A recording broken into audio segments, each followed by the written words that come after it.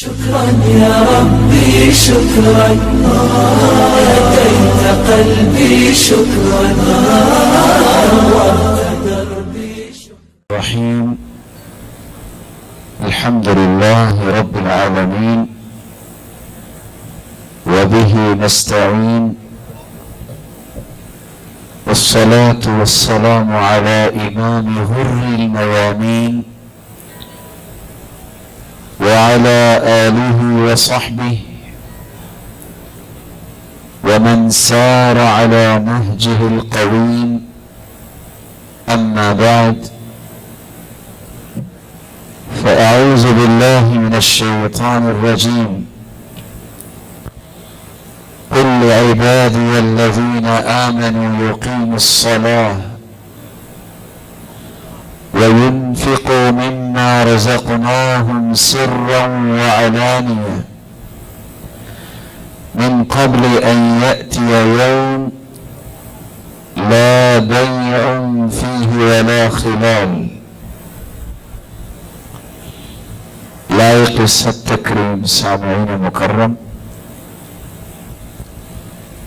گزشتہ سے پیوستہ پچھلی مجلس میں رسول اللہ صلی اللہ علیہ وسلم کے فرمان کی روشنی میں صلو کما رأیتمونی اصلی، نماز اس طرح پڑھا کرو میرے صحابہ جس طرح تم نے مجھے پڑھتے دیکھا ہے. اس فرمان معظم کی روشنی میں نماز کی تفصیلات آپ سن رہے تھے. آج کی اس مجلس میں ہم 5 نکات پہ گفتگو کرنے جا رہے ہیں. سب سے پہلا نقطہ،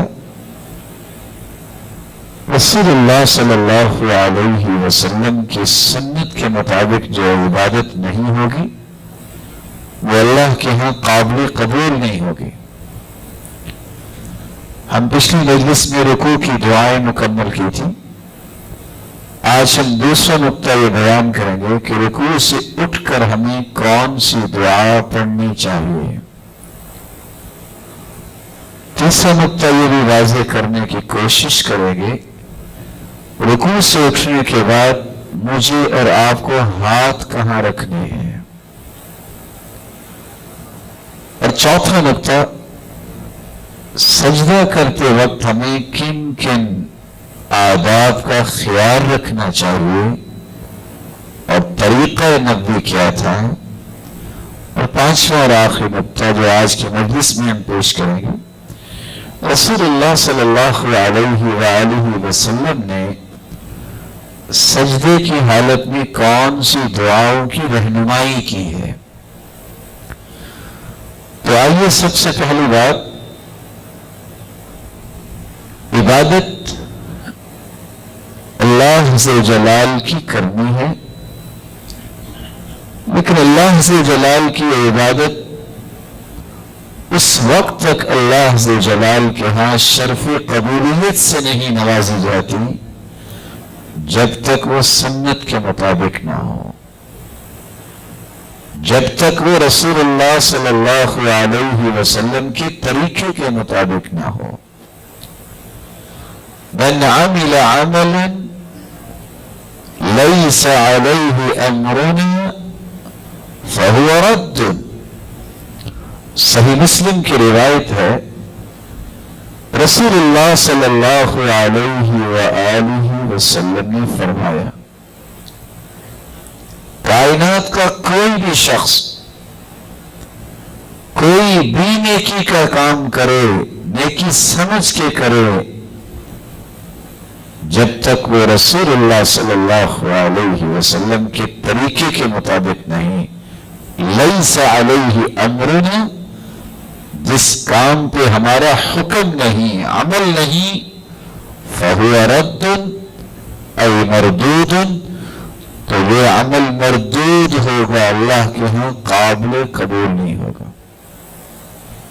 سوچئے، اگر ایک انسان پورا مہینہ کوشش کرتا ہے، نوکری کرتا ہے، لیکن مہینے کے آخر میں اس سے کہہ دیا جاتا ہے کہ تم تنخواہ کے حقدار نہیں ہو، اس پہ کیا گزرے گی؟ چلو ایک مہینہ اور کام کر لے گا، پھر بھی یہ کہہ دیا جاتا ہے کیا بنے گا؟ آخر اسے اس فیکٹری کو خیر آباد کہنا پڑتا ہے۔ لیکن یہ تو دنیا کے معاملات ہیں، قیامت کے دن اگر یہ کہہ دیا گیا کہ تمہارا عمل قابل قبول نہیں، یہ مسلمان بیچارہ کس گھر کی طرف جائے گا؟ اس وقت خواہش بھی کرے گا رب ارجعون، اے اللہ مجھے واپس لوٹا دے۔ کیوں؟ لعلی اعمل صالحا فیما ترکت، شاید کہ جو میں عمل نہیں کر سکا اب میں جا کے کروں گا۔ اللہ میں پھول نگر کا رہنے والا ہوں، ایک منٹ میں بھجوا دے۔ میں لاہور کا رہنے والا ہوں، میں فیصل آباد کا رہنے والا ہوں، میں فلاں جگہ کا رہنے والا ہوں، ایک منٹ میں مجھے واپس لوٹا دے۔ کیوں لوٹا دے؟ میں وہ عمل کرنا چاہتا ہوں جو میں نہیں کر سکا، اور جو عمل قبول نہیں ہوا چلو میں اس کو سنت کے مطابق کر لوں گا۔ اللہ عز و جلال فرماتے ہیں کلا انہا کلمۃ هو قائلها، ہرگز نہیں، تو کہنے والے کہتے ہیں ان کی بات تو نہیں مانی جائے گی۔ ہم نے یہ قانون بنایا ہی نہیں ہے کہ جو دنیا سے چلا جائے وہ واپس نہیں آیا کرتا، جو آ گیا ہے اس کے عمل کے تمام زاویے مکمل ہو گئے، رجسٹر بند ہو گئے، اب تو اس نے اپنے عمل کی سزا اور جزا لینی ہے، جس کی ابتدا قبر میں ہو جاتی ہے اور جنت و جہنم تک یہ چلتی رہتی ہے۔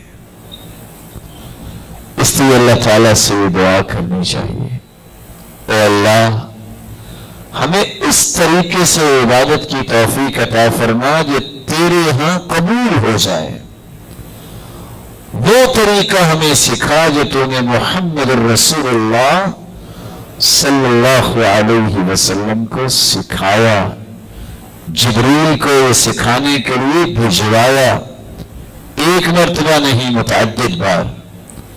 اللہ عز و جلال مجھے اور آپ کو یہ طریقہ سیکھنے کی توفیق عطا فرمائے۔ چونکہ اتفاق سے ہم ہاتھ اٹھانے کے مسائل بیان کر چکے ہیں، ابھی ایک ہمارے پیارے بھائی نماز پڑھ رہے ہیں، کوئی مہمان ہی آئے ہیں، اللہ ان کو سلامت رکھے جہاں بھی آئے ہیں، جہاں سے آئے ہیں۔ میں دوبارہ آپ کی خدمت میں پیش کر دوں، ہاتھ اٹھاتے وقت کندھوں کے برابر اٹھاتے ہیں، یہ جو کیفیت ہاتھ اٹھانے کی وہ کسی حدیث میں نہیں ہے۔ پھر سنیے، ہاتھ جب اٹھاتے ہیں ذرا ایک منٹ میں اٹھا کے دکھائیے سارے بھائی، دونوں ہاتھوں کو کندھوں کی طرح۔ یہ جو طریقہ ہے یہ کانوں سے اوپر لے جانا، یہ رسول اللہ صلی اللہ علیہ وسلم سے ثابت نہیں، جو ثابت نہیں وہ اللہ کے ہاں قابل قبول بھی نہیں ہے۔ تو آئیے آج کی مجلس میں جو دوسرا نقطہ ہے، رکوع سے سر اٹھاتے وقت ہمیں کیا کرنا ہے، اور رکوع سے سر اٹھانے کے بعد ہمیں کون سی دعائیں پڑھنی چاہیے۔ رسول اللہ صلی اللہ علیہ وآلہ وسلم کا طریقہ مبارک یہ تھا، وَإِذَا رَفَعَ رَأْسَهُ مِنَ الرُّكُوعِ، جب آپ صلی اللہ علیہ وسلم اپنا سر مبارک رکوع سے اٹھاتے، میری خواہش ہے کہ یہ چند باتوں کو سمجھانے کے لیے کچھ بھائی میرا ساتھ دیں۔ حضرت قاری صاحب، طاہر صاحب، تھوڑی سی آپ کو زحمت ہوگی لیکن انشاءاللہ اس قدر ہوگا۔ محترم قاری صاحب اگر آپ بھی کچھ وقت نکال لیں جہاں پریکٹیکل دکھانا ہو. ایک بھائی محترم قاری صاحب ادھر آ جائے. آپ صلی اللہ علیہ وآلہ وسلم جب اپنا سر مبارک رکوع سے اٹھاتے ہیں تو صحابی کیا کہتے ہیں؟ وَإِذَا رَفَعَ رَأْسَهُ مِنَ الرُّكُوعِ، جب آپ رکوع سے سر اٹھاتے، رَفَعَ يَدَيْهِ حَذْوَ مَنْكِبَيْهِ، ذرا غور کیجئے گا، دونوں ہاتھوں کو کندھوں کے برابر لے جاتے. اور آپ صلی اللہ علیہ وآلہ وسلم کے صحابی سیدنا ابو ہریرہ روایت کرتے ہیں، بارک اللہ فیکم، اور یہ روایت صحیح بخاری کی ہے 789، اس حدیث کا نمبر ہے.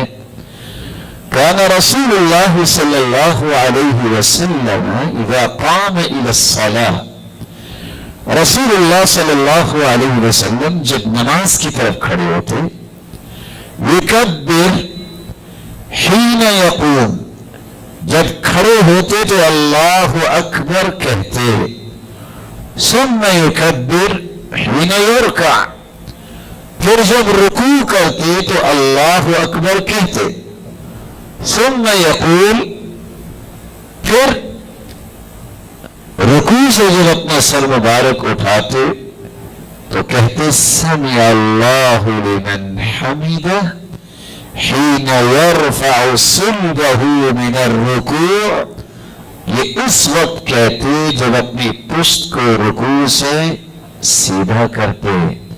رکوع کی حالت میں ایک مرتبہ احباب گرامی کو دکھائیے ذرا رکوع ہم کیسے کرتے ہیں. ہاتھوں کو ذرا غور سے دیکھیے. آپ جب رکوع سے اٹھتے تو کب جا کے سمع اللہ لمن حمدہ کہتے؟ حین یرفع صلبہ من الرکوع. ذرا اٹھ کے دکھائیے سب کو سمع اللہ لمن حمدہ. اور دونوں ہاتھوں کو کہاں تک لے جاتے؟ کندھوں کے برابر. ایک مرتبہ کر کے دکھا دیجیے سب ساتھی، ذرا چیک کیجیے کندھے کہاں ہیں، ذرا غور کیجیے گا. یا تو کانوں کی لو کے برابر یا کندھوں کے برابر. ثم یقول وہو قائم، پھر سیدھا کھڑے ہو کے آپ یہ الفاظ پڑھتے ربنا لک الحمد. کیا الفاظ پڑھتے؟ ربنا لک الحمد. اور دوسری روایت سیدنا انس رضی اللہ تعالی عنہ کی ہے، صحیح بخاری کی روایت ہے 732 اور صحیح مسلم کی روایت ہے 920. رسول اللہ صلی اللہ علیہ وآلہ وسلم کا فرمان نقل کر رہے ہیں، انما جعل الامام لیؤتم به، امام کو امام اس لیے بنایا جاتا ہے کہ اس کی اقتداء کی جائے، اس کی پیروی کی جائے. فَإِذَا صَلَّى قَائِمًا، جب وہ کھڑا ہو کے نماز پڑھے تو تم بھی کھڑے ہو کے نماز پڑھو. وَإِذَا رَكَعَ فَارْكَعُوا، جب وہ رکوع کرے تو تم بھی رکوع اس کے بعد کیا کرو. وَإِذَا رَفَعَ فَارْفَعُوا، جب وہ سر اٹھائے تو تم بھی سر اٹھایا کرو. وَإِذَا سَجَدَ فَاسْجُدُوا، جب وہ سجدہ کرے تم بھی سجدہ کیا کرو. وَإِذَا قَالَ سَمِعَ اللَّهُ لِمَنْ حَمِدَهُ، جب امام کہے سمع اللہ لمن حمدہ، فقولوا، تو تم یہ کہا کرو ربنا ولک الحمد. پہلی حدیث میں کیا تھا؟ ربنا لک الحمد. اور اس حدیث میں کس بات کا اضافہ ہے؟ واو کا. پر یہ کیا ہے؟ ربنا ولک الحمد. اور تیسری روایت جو سیدنا ابو ہریرہ رضی اللہ تعالیٰ عنہ سے ہے، یہ بھی صحیح بخاری کی روایت ہے 796 اور صحیح مسلم کی روایت ہے. رسول اللہ صلی اللہ علیہ وسلم کے صحابی روایت کرتے ہیں، آپ نے فرمایا اذا قال سمع اللہ لمن حمدہ، جب امام کہے سمع اللہ لمن حمدہ، فقولوا، تو تمہیں یہ کہنا چاہیے اللہم ربنا لک الحمد. کیا کہنا چاہیے؟ سب بھائی بول رہے ہیں. پہلی روایت میں کیا تھا؟ ربنا لک الحمد، ربنا ولک الحمد، اللہم ربنا لک الحمد. فإنه من وافق قوله قول الملائکہ. کرسمت تشریف رکھی، جب ضرورت ہوئی تو میں آپ سے گزارش کر دوں گا. فإنه من وافق قوله قول الملائکہ غفر له ما تقدم من ذنبه. جس طرح تم یہ الفاظ کہو گے فرشتے بھی کہتے ہیں. جس کے یہ الفاظ فرشتوں کے الفاظ جیسے ہو گئے، موافق ہو گئے، انعام اللہ نے کیا رکھا ہے؟ رب تعالیٰ اس انسان کے گناہوں کو معاف کر دیں گے. چوتھی روایت کے الفاظ ہیں، یہ صحابی رفاع بن رافع رضی اللہ تعالی عنہ بیان کرتے ہیں، اور یہ روایت صحیح بخاری کی ہے، 799 حدیث کا نمبر ہے. وہ فرماتے ہیں صحابی، کنا یوما نصلی وراء النبی صلی اللہ علیہ وسلم، ہم رسول اللہ صلی اللہ علیہ وسلم کے پیچھے نماز پڑھ رہے تھے. فلما رفع رأسه من الرکوع، جب آپ صلی اللہ علیہ وسلم نے اپنا سر مبارک رکوع سے اٹھایا، قال، تو وہ الفاظ بولے، سمع اللہ لمن حمدہ. آپ نے کیا پڑھا؟ سمع اللہ لمن حمدہ. قال رجل وراءہ، ایک آدمی جو آپ کے پیچھے کھڑا تھا، ایک صحابی، اس نے کیا کہا؟ ربنا ولک الحمد حمدا کثیرا طیبا مبارکا فیہ.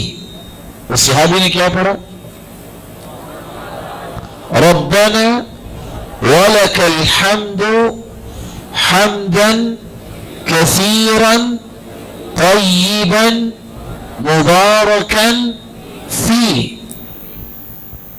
فلما انصرف، آپ نے نماز کو مکمل کیا، جب نماز سے فارغ ہو گئے، قال من المتکلم، آپ نے صحابہ سے سوال کیا، یہ کون تھا یہ جو کلمات کہہ رہا تھا؟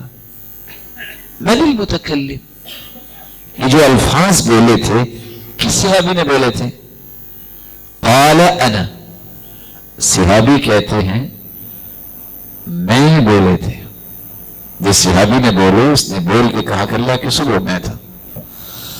قال رأيت بضعة و30 ملكا يبتدرونها أيهم يكتبها أول.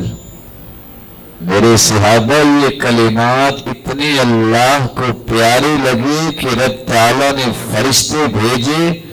30 سے زائد فرشتوں کو میں نے دیکھا جو آسمان سے اترے اور جلدی کر رہے تھے. کون پہلے یہ کلمات لکھ کے رب کے پاس لے کے جاتا ہے؟ تو ہمارے سامنے حدیث کی روشنی میں 4 لفظ آئے ہیں.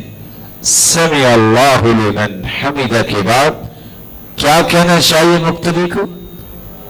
نمبر 1، ربنا لک الحمد. آپ یہ بھی کہہ سکتے ہیں ربنا ولک الحمد. آپ یہ بھی کہہ سکتے ہیں اللہم ربنا لک الحمد اور اللہم ربنا ولک الحمد. یہ رسول اللہ صلی اللہ علیہ وآلہ وسلم کی آخری حدیث میں دعا بھی آپ نے سن لی. ربنا ولک الحمد، دہرا لیجیے، ربنا ولک الحمد حمدا کثیرا طیبا مبارکا فیہ. اور آپ صلی اللہ علیہ وآلہ وسلم کی سنن ابی داود کی روایت ہے 846 حدیث کا نمبر ہے.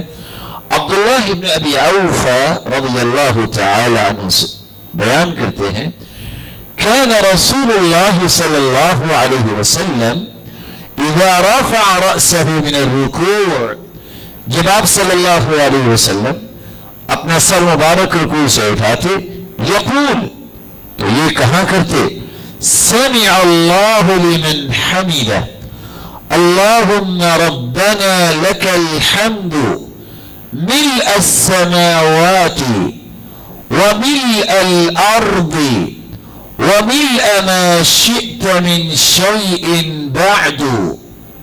لگتا ہے یہ دعا آپ نے یاد کی ہوئی ہوگی نا؟ نہیں یاد کی تو میں اس کو 3 مرتبہ دہراؤں گا. اس کا معنی دیکھیے، اللہ تیرے لیے تعریفیں، اتنی تعریفیں جس سے آسمان بھر جائے. اللہ تیرے لیے اتنی تعریفیں ہے کہ زمینیں بھر جائیں. اللہ اتنی تیری تعریفیں ہیں، مِلْءَ مَا شِئْتَ مِنْ شَيْءٍ بَعْدَ، جتنی تو چاہے اتنی تیری تعریفیں ہیں. تو اللہ کے رسول صلی اللہ علیہ وسلم یہ دعا بھی کرا کرتے، دہرا لیجیے ربنا لک الحمد ملء السماوات وملء الارض وملء ما شئت من شيء بعد. دوبارہ سنیے ربنا لك الحمد ملء السماوات وملء الأرض وملء ما شئت من شيء بعد. دوبارہ سنیے ربنا لك الحمد ملء السماوات وملء الأرض وملء ما شئت من شيء بعد. کون سنائے گا؟ جی سنائیے.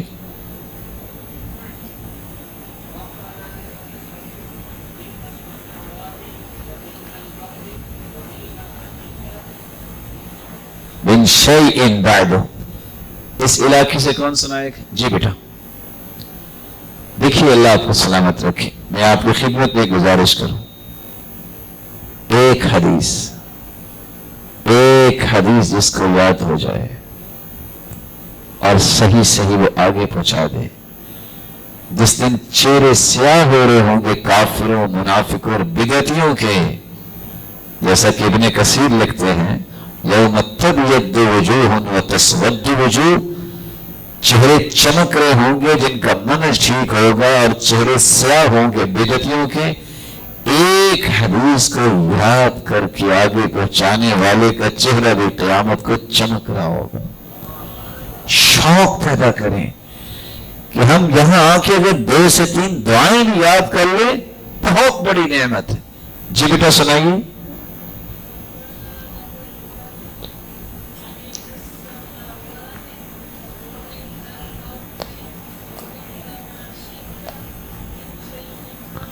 بارک اللہ فیک. بہت چمکاری صاحب وہ مائک ہے تو جو ساتھی بولنا چاہیں اس کو بلا کے دوسرے پہ چلنے کی. اور کون سنائے گا؟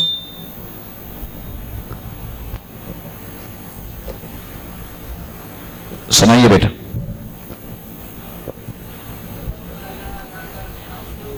ملء السماوات وملء الأرض وملء ما شئت من شيء بعد. بارک اللہ فیک. اگلی حدیث سنیے. ابو سعید خدری رضی اللہ تعالی عنہ سے مروی ہے اور یہ بھی سنن ابی داؤد کی روایت ہے. 847 اس حدیث کا نمبر ہے.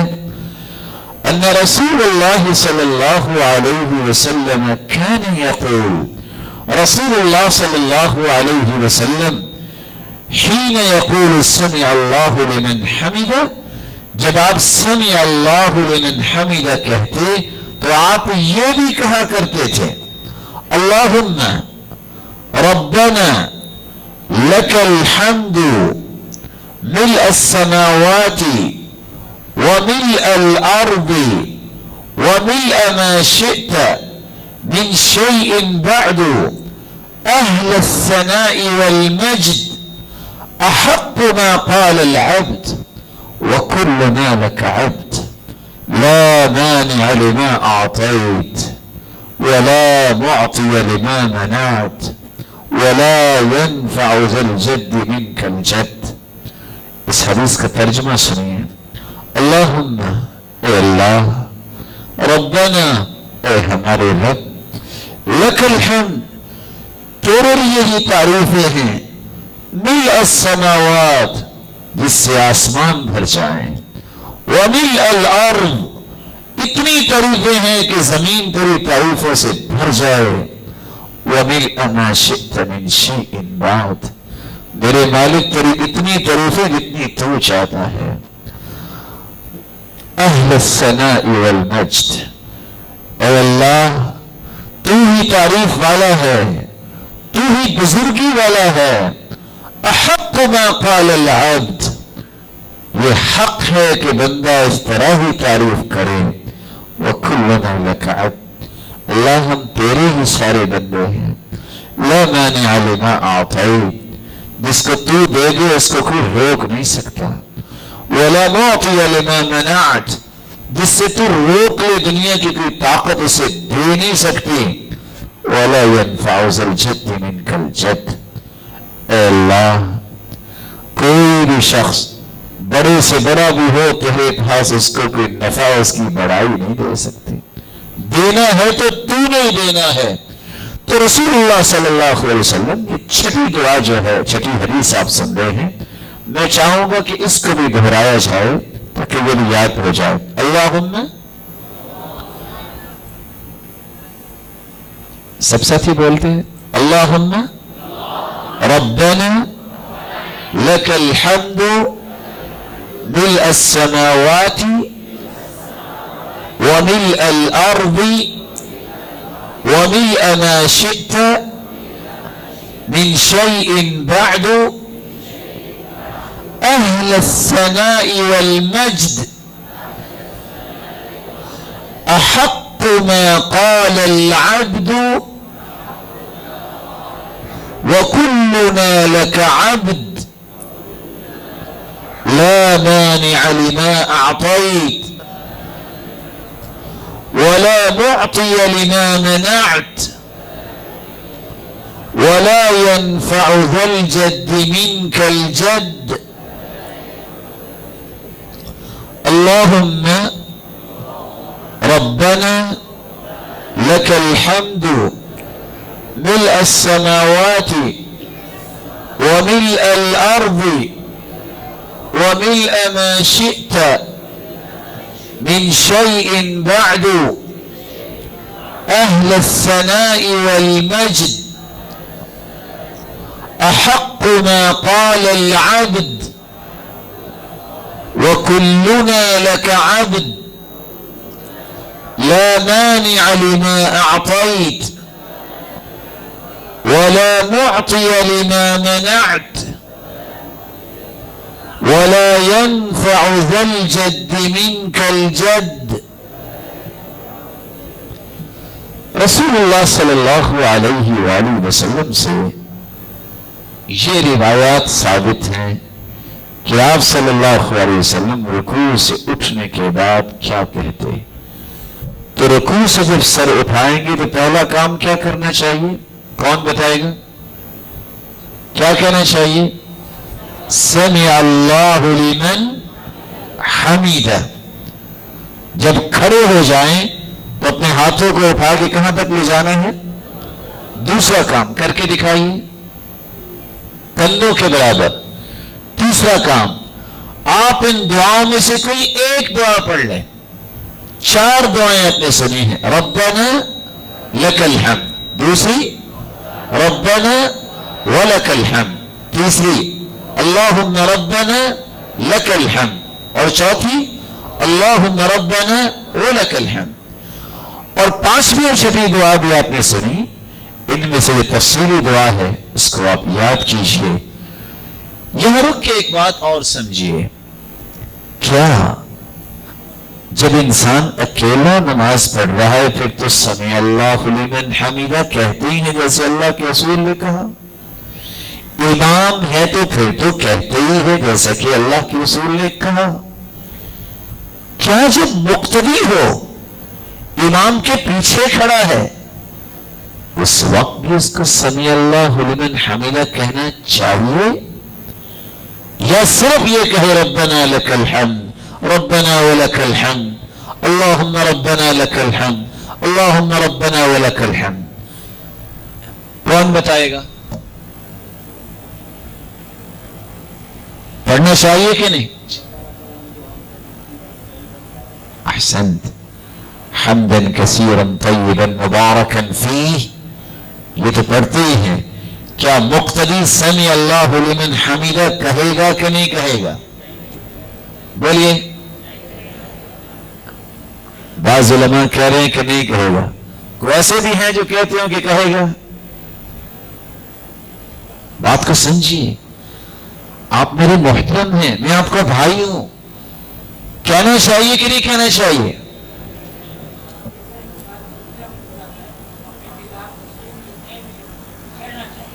احسنت، ہمارے محترم بزرگ فرما رہے ہیں کہ کہنا چاہیے۔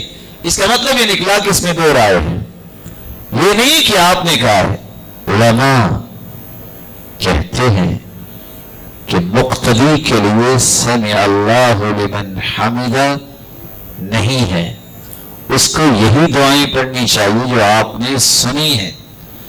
لیکن کچھ علماء سنن ابی داؤد کی روایت کو سامنے رکھتے ہوئے، سنن ابی داؤد کی روایت کا نمبر ہے 855، اس روایت کو سامنے رکھتے ہوئے کہتے ہیں کہ مقتدی کو بھی پڑھنا چاہیے سمع اللہ لمن حمیدہ۔ روایت کیا ہے؟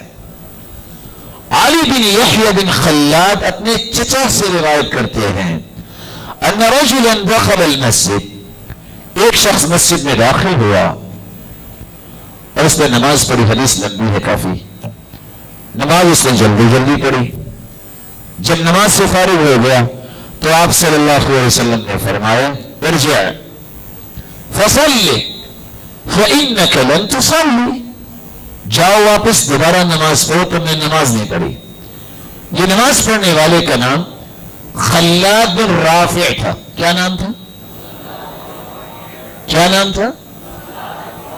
یہی وہ قصہ ہے جس کو قصہ مسیح الصلاۃ کہتے ہیں، جو نماز کو صحیح نہیں پڑھتا اس کا قصہ۔ آپ صلی اللہ علیہ وسلم نے فرمایا ارجع، لوٹ جاؤ، فصلی فإنک لن تصلی، دوبارہ پڑھو نماز، تم نے نماز نہیں پڑھی۔ اس نے نماز پڑھی تھی کہ نہیں پڑھی تھی؟ اس نے پھر اسی طرح پڑھی۔ آپ صلی اللہ علیہ وسلم نے پھر فرمایا ارجع، لوٹ جاؤ، فصلی، نماز پڑھو، فإنک لن تصلی، تم نے نماز نہیں پڑھی، تم نے نماز نہیں پڑھی۔ پھر اس صحابی نے کہا اللہ کے رسول پھر مجھے سکھا دیجیے، مجھے علم نہیں، مجھے سکھا دیجیے۔ اس روایت کے الفاظ ہیں فقال النبی صلی اللہ علیہ وسلم، تو رسول اللہ صلی اللہ علیہ وسلم نے فرمایا انہو، شان یہ ہے، لا تتم صلاة لأحد من الناس، کسی کی بھی نماز مکمل نہیں ہوتی، کسی کی بھی نماز مکمل نہیں ہوتی، کب تک؟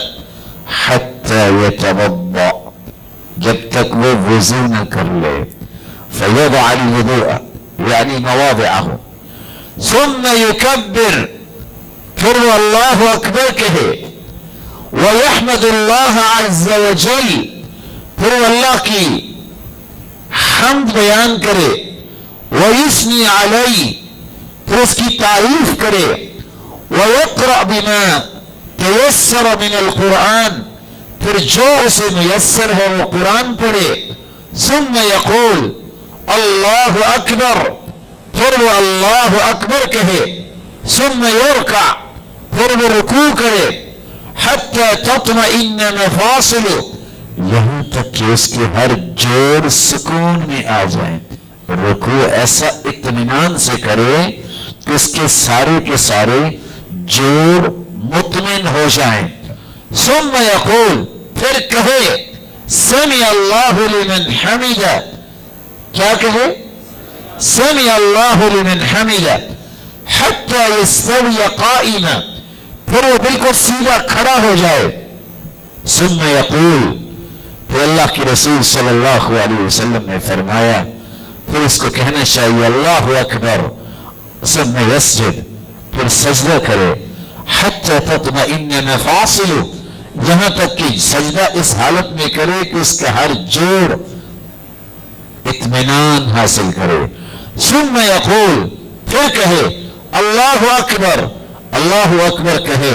وَيَرْفَعُ رَأْسَهُ مِنَ السَّجْدَةِ پھر وہ اپنے سر سجدے سے اٹھائے. وَيَسْتَوِيَ قَائِدًا بالکل سیدھا ہو کے بیٹھ جائے جیسے بیٹھتے ہیں. اور کیسے بیٹھے؟ اطمینان کے ساتھ بیٹھے. تو اس حدیث میں اللہ کے رسول کے الفاظ کیا ہیں؟ لا تتم صلاة لأحد من الناس. کسی کی نماز مکمل نہیں ہوتی مقتدی ہو، امام ہو، منفرد ہو، جماعت کے ساتھ پڑھ رہا ہے. اس روایت کو سامنے رکھتے ہوئے علماء نے کہا ہے کہ سمع اللہ لمن حمدہ یہ صرف امام نہیں مقتدی کو بھی کہنا چاہیے. اور دوسری روایت کے الفاظ ہیں.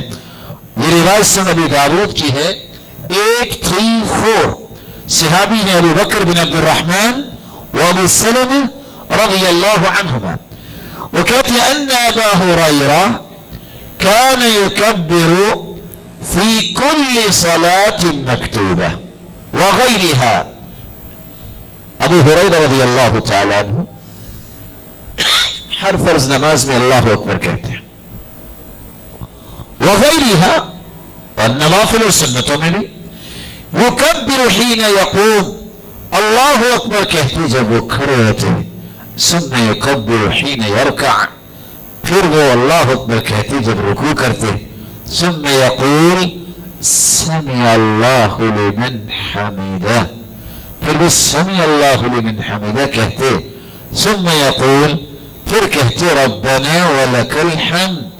تو سیدنا ابو ہریرہ رضی اللہ تعالی عنہ کی بات دو صحابی بیان کر رہے ہیں کہ وہ ہر نماز میں فرض نماز میں بلا شبہ و مقتدی ہوتے، فرض نماز باجماعت پڑھتے. وغیرها سنتوں میں نوافل میں ہر نماز میں وہ سمع اللہ لمن حمدہ بھی کہا کرتے تھے.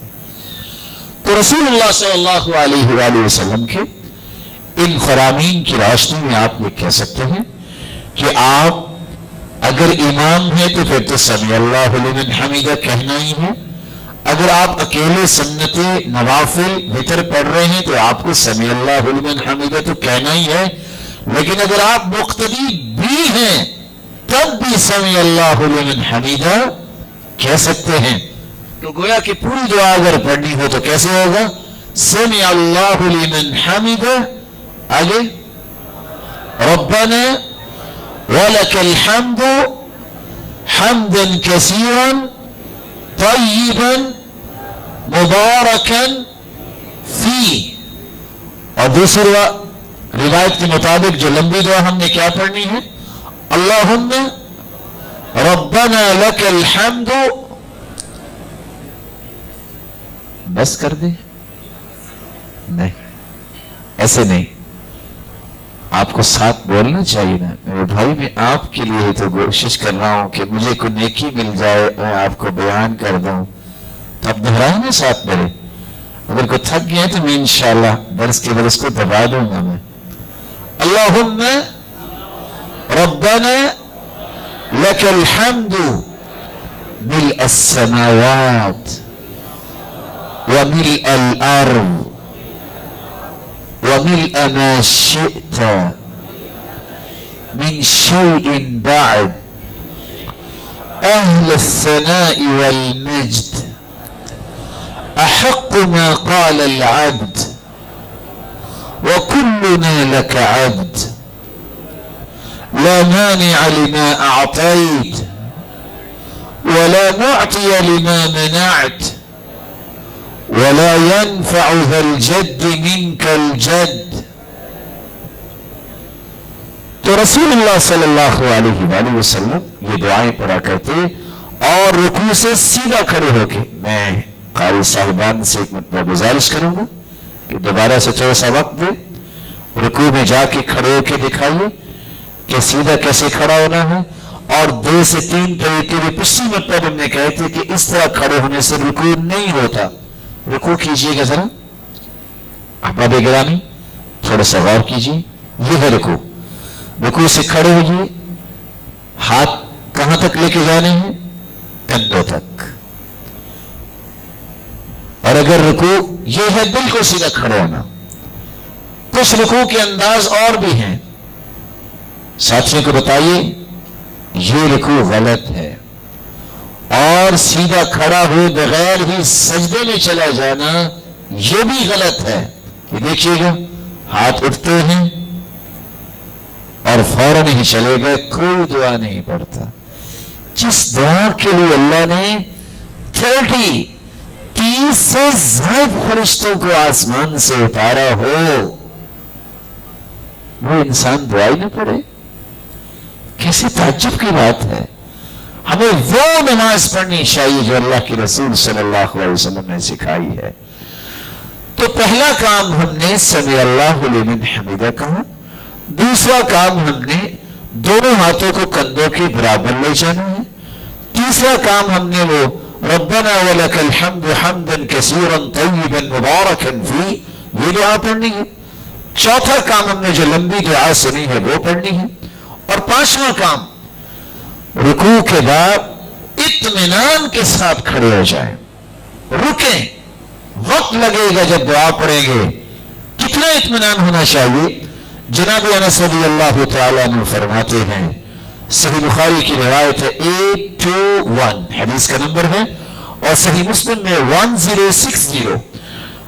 سیدنا انس رضی اللہ تعالیٰ عنہ فرماتے ہیں كان اذا رفع رأسه من الركوع, جب آپ رکوع سے اپنا سر مبارک اٹھا لیتے قام کھڑے ہو جاتے, حتى يقول القائل اس طرح سیدھے کھڑے ہو جاتے کہنے والا کہتا قد نسیا بھول گئے.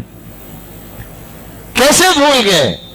اتنی دیر کھڑے ہو کے یہ دعائیں کرتے, دیکھنے والا سمجھتا بھول گئے ہیں.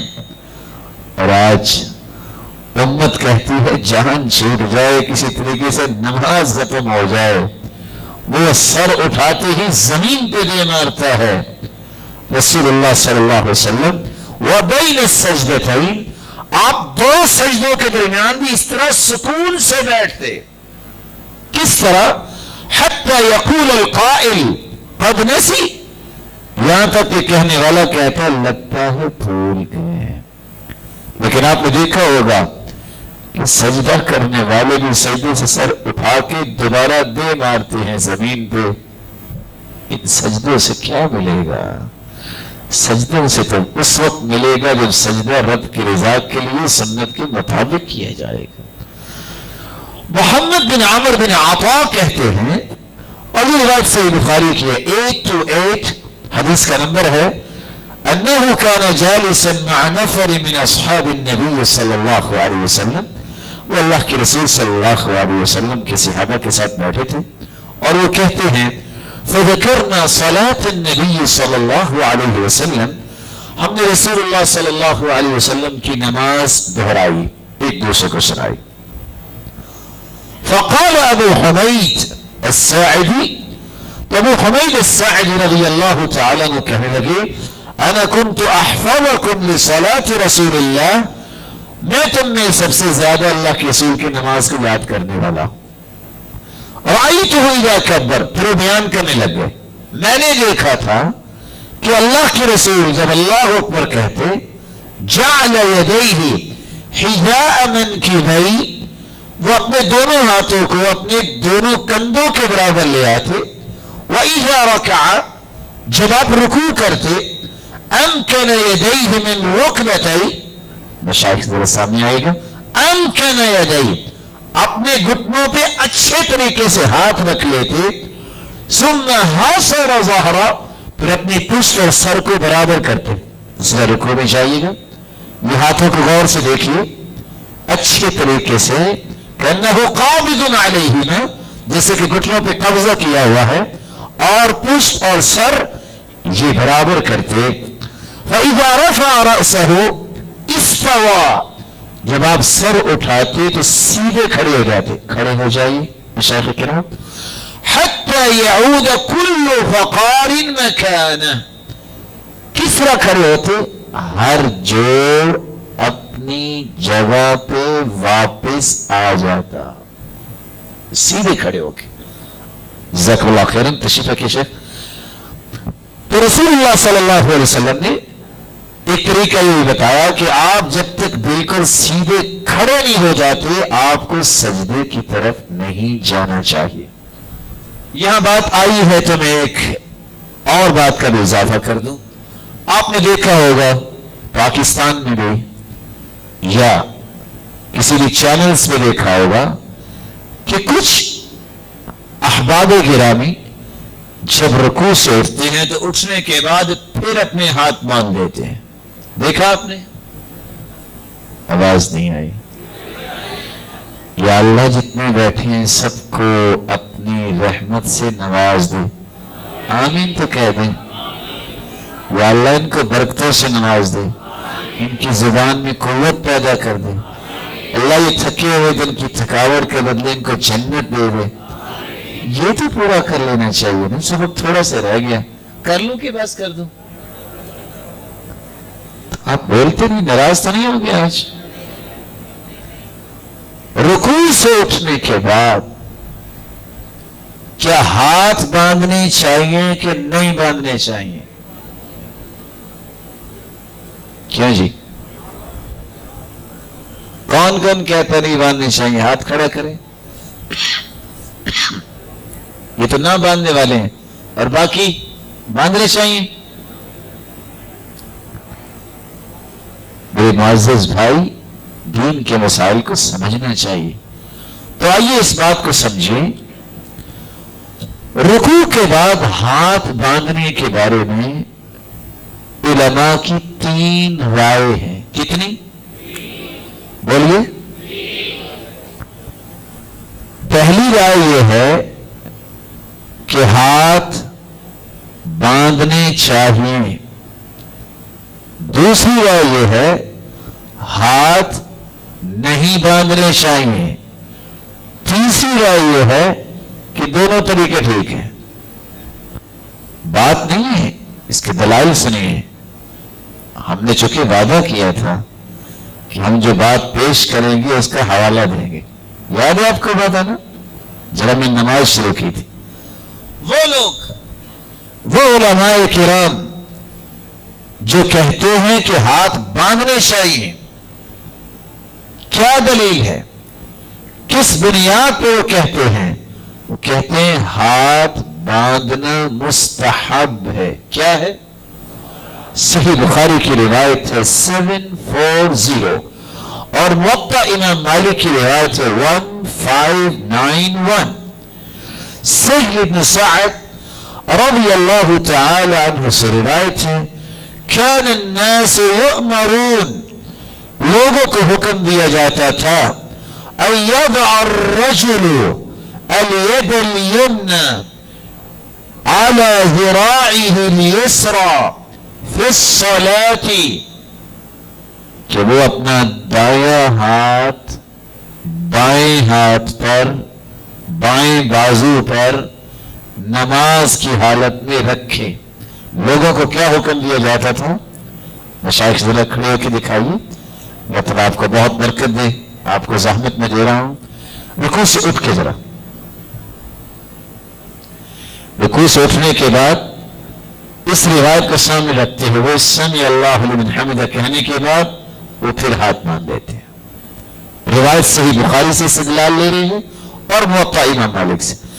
اور رفاع بن رافع کی روایت ہے، الزرقی روایت کرتے ہیں، اور یہ روایت مسند احمد کی ہے جس میں چوتھے جلد میں 340 نمبر پیج پہ حدیث موجود ہے. اور حدیث کیا ہے؟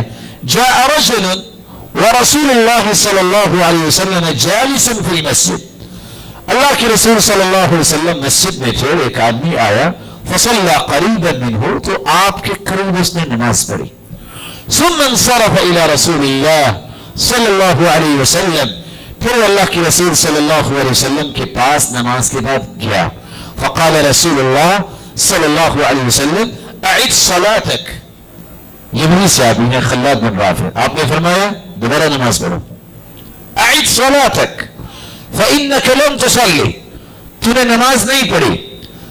لمبی روایت ہے، آخر میں فرمایا اذا استقبلت القبلہ، نماز کا طریقہ سکھانے لگے تو اللہ کے رسول نے فرمایا اذا استقبلت القبلہ، جب تم قبلہ رخ ہو جاؤ، فکبر، تو اللہ اکبر کہنا، ثم اقرأ بأم القرآن، پھر سورۃ الفاتحہ پڑھنا، ثم اقرأ بما شئت، پھر جو تمہیں یاد ہو چاہو تم پڑھنا، فإذا رکعت، پھر جب تم رکوع کرو، فاجعل راحتیک علی رکبتیک، ذرا اپنے ہاتھوں کو دوبارہ یہاں پہ رکھنا پڑے گا رکوع کرتے وقت، راحتیک، اپنی ہتھیلیوں کو اپنے گھٹنوں پہ رکھنا.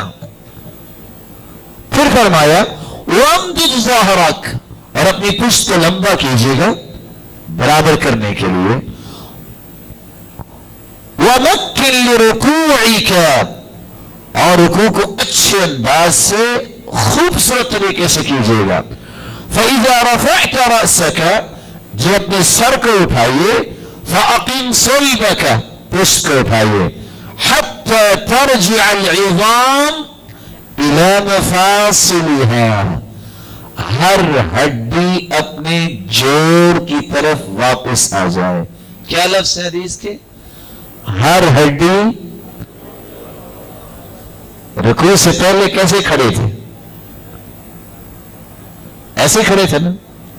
جب رکوع چلے گئے تو رکوع سے اٹھ کے بھی ہر ہڈی اپنے جوڑ کی طرف آ جائے.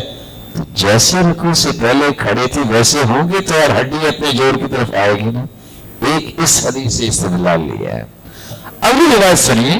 ثابت کہتے ہیں، یہ صحیح بخاری کی روایت ہے 800، كان انس رضی اللہ تعالی عنہ ينعت لنا صلاة النبی صلی اللہ علیہ وسلم، سیدنا انس رضی اللہ تعالی عنہ اللہ کے رسول کی نماز ہمیں بیان کر رہے تھے. فكان يصلي، پھر وہ نماز پڑھ کے سکھاتے. وإذا رفع رأسه من الركوع قام حتى نقول قد نسي، انہوں نے بھی سر اپنا رکوع سے اٹھایا اور سیدھے کھڑے ہو گئے، ہمیں کہنا پڑا کہ لگتا ہے بھول گئے ہیں. تو شیعہ دربار سے نا کہ آپ کتنی دیر کھڑے رہتے کہ صحابہ کہتے کہ کہنے والا کہتا شاید بھول گئے ہیں. کیسے کہتے بھول گئے ہیں؟ رکوع سے پہلے ہاتھ کہاں باندھتے ہیں؟ کل سب ذرا باندھیے گا، دیکھ رہے ہیں. اب رکوع میں جائیے، واپس کھڑے ہوئیے، پھر ہاتھ باندھیے. جب زیادہ دیر کھڑے ہوں گے تو آپ بھی کہیں گے لگتا ہے بھول گئے ہیں، اب سجدہ کرنا تھا، سجدے میں جا نہیں رہے تو یہ قیام سمجھ کے کوئی صورت نہیں شروع کر بیٹھے. بات سمجھے؟ تو صحابی ابو ہریرہ نے بھی ایسا کیا. یہ وہ دلائل ہیں جس کی وجہ سے علماء کہتے ہیں کہ ہاتھ کو باندھنا چاہیے. اور وائل بن حجر رضی اللہ تعالیٰ نے روایت کرتے ہیں، سنن النسائی کی روایت ہے 887، اس حدیث کا نمبر ہے. رأیت رسول اللہ صلی اللہ علیہ وسلم، میں نے رسول اللہ صلی اللہ علیہ وسلم کو دیکھا، اذا کان قائما فی الصلاة، جب وہ کھڑے ہوتے نماز میں، قبض بیمینہ علی شمالی، جب بھی کھڑے ہوتے تو اپنے دائیں ہاتھ سے اپنا بایاں ہاتھ پکڑ لیتے. ذرا کر کے دکھائیے گا مشاہد. آپ صلی اللہ علیہ وسلم جب بھی کھڑے ہوتے تو اس طرح اپنے ہاتھوں کو رکھتے. یہ चौथी रिवायत है जिससे इस्तिदलाल लिया है उलमा ने कि अल्लाह के रसूल सल्लल्लाहु अलैहि वसल्लम के आमाल से कि हाथ बांधने चाहिए। और साथ उलमा ये कहते हैं, तशरीफ रखिए मशाइख किराम, इन दलाइल को देखने से पता चलता है कि रुकू के बाद हाथ बांधना मशरू है। क़याम, रुकू से पहले का भी क़याम है, रुकू से उठे तब भी क़याम ही इसको कहा जाएगा। ये अलग बात है कि पाकिस्तानी किताबों में तो कौमा लिखा होता है ना, ऐसे लिखा होता है ना, लेकिन उसको भी क़याम ही कहते हैं जो रुकू से पहले हो, और रुकू के बाद भी जो है उसको भी क्या कहते हैं, क़याम ही कहते हैं। साथ उलमा ये बयान करते हैं रसूलुल्लाह सल्लल्लाहु अलैहि वसल्लम ने जब नमाजी को ये हुक्म दे दिया, अपना अमल पेश कर दिया कि दायां हाथ बाएं पे रखेंगे, दोनों क़यामों में ऐसा फिर किया जाएगा, क्योंकि दोनों हाथ रुकू की हालत में तो घुटनों पर थे, रुकू से पहले, और सजदे की हालत में जमीन पे होते हैं, और क़याम की हालत में बंधे होते हैं। तो रुकू से उठने के बाद बयान नहीं किया गया, सिर्फ इतना कहा गया कि जोड़ वापस आ जाए जहां थे। तो जैसे रुकू से पहले थे ऐसे रुकू के बाद भी करना चाहिए। तो इन दलाइल की रोशनी में वो हाथ बांधते हैं। दूसरा कौल क्या था कि हाथ बोले नहीं है, या अल्लाह इनको बरकतों से नवाज दे, ये जितने बोल रहे हैं अल्लाह इनको दुनिया और आखिरत की रहमतों से नवाज दे। दूसरा कौल क्या था, बोले हाथ नहीं बांधने चाहिए। ये क्या कहते हैं उलमा, ये कहते हैं कोई ऐसी हदीस कुतुबे हदीस में है ही नहीं कि जिसमें इस बात का बाकायदा खुसूसी हुक्म दिया गया हो कि तुमने रुकू के बाद भी हाथ बांधने हैं। जब कोई हदीस वारिद ही नहीं है तो फिर हमें इस तरह बांधने की दलील कहां से मिलेगी। दूसरी बात, इअ्तिदाल जो है, क्योंकि हदीस में आता है हत्ता तअतदिल काइमा, इअ्तिदाल का लफ्ज बोला गया है, यहां क़याम का लफ्ज सिर्फ क़याम का लफ्ज नहीं, इअ्तिदाल का लफ्ज है। तो इअ्तिदाल और क़याम में फर्क है। क़याम वो होगा जिसमें क़िरात करना जायज है, इअ्तिदाल वो होगा जिसमें आप सिर्फ दुआ कर सकते हैं, जैसा कि अल्लाह के रसूल की दुआएं आपने सुनी। तो ऐसी हालत में नमाज पढ़ने वाले को हाथ नहीं बांधने होंगे, बल्कि हाथों को छोड़ दिया जाएगा, लटका दिया जाएगा। जरा मशाइख करके दिखा दीजिए।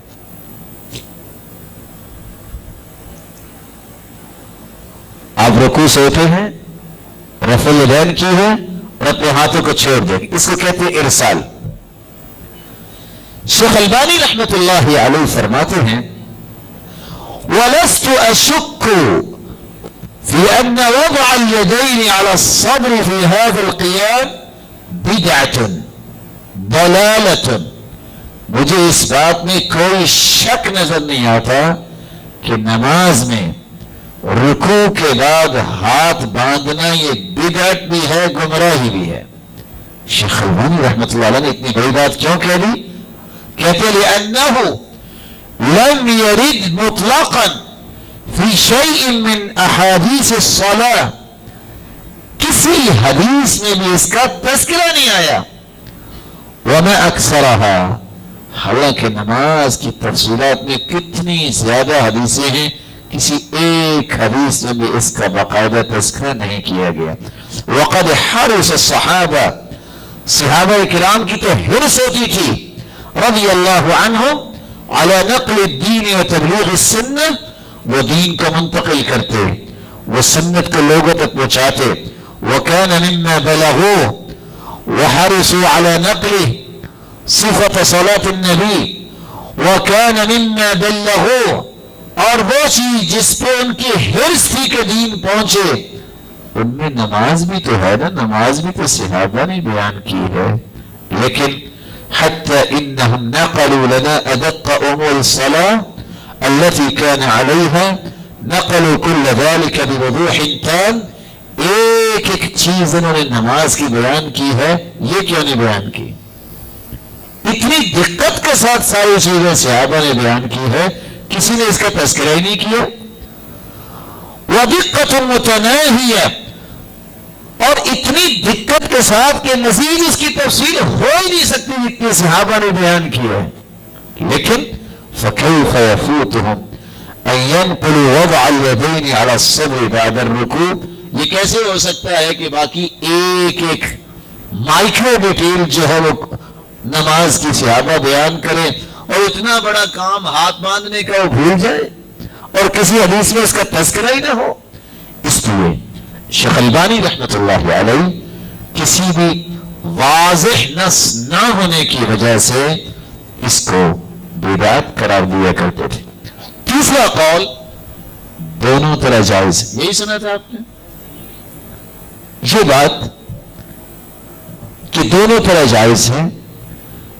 امام احمد بن حنبل رحمۃ اللہ علیہ کہا کرتے تھے ان شاء ارسل یدی، چاہے تو اپنے ہاتھوں کو لٹکا لے، بعد الرفع من الرکوع، اپنا سر رکوع سے اٹھانے کے بعد، وان شاء وضعهما، اور اگر چاہے تو باندھ لے. یہ کیوں امام احمد بن حنبل رحمۃ اللہ علیہ نے فیصلہ دیا؟ اس لیے اگر عمومی دلائل کو دیکھیں تو باندھنا سمجھ آتا ہے، اس لیے باندھ لیں، لیکن واضح نص کوئی نہیں ہے اس لیے نہ باندھے.